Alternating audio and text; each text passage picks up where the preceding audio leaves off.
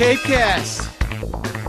Heritage Museums and Gardens in Sandwich broke ground yesterday on a $3.5 million renovation and expansion of the cool round barn that houses their amazing car collection. Capecast went along for the ride and took a look at some of the awesome autos. Steve, you got a great collection of autos here. What's in this beautiful barn?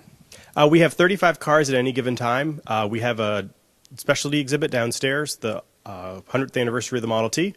You can't get to town in a bathtub. That's new this year. We have a loaned car in for that, a Model T snowmobile, which you won't normally see here at Heritage, so that's kind of special. Plus, we have quite a few stars in the collection as well. Stars, you say, Steve? What do you mean by stars? Car stars? We have Gary Cooper's Duesenberg right here. This is one of the very only Duesenbergs ever built. There's only 6 that were ever made, and we are very lucky to have one that was used by a movie star. I'm sure a lot of people ask you, do these things actually work? Yes. All of the cars here have been mothballed, and then we have 10 or 11 cars at any given time running. There's one car that takes you anywhere you want to go. The Model T. Strong, sturdy, with a will of its own.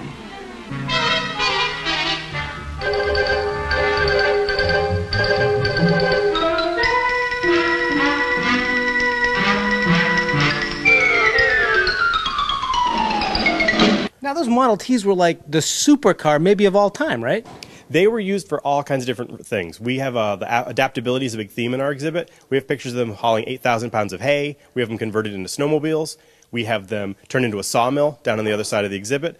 We have a truck in the middle of the exhibit holding all the things a farmer would take to market. So we have a lot of different things going on. We're actually doing a talk this weekend on the Model T. Steve, what about this presidential car? We have the very first presidential limousine. Not one of the first, not a presidential limousine, but we have the very first presidential limousine in our collection.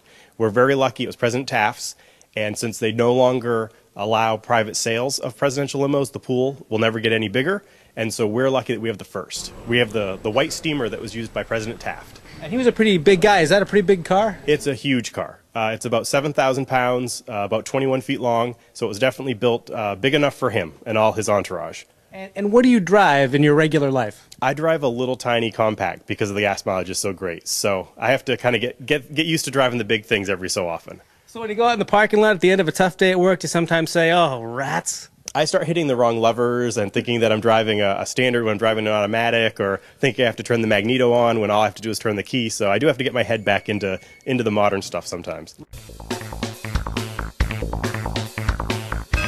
Capecast.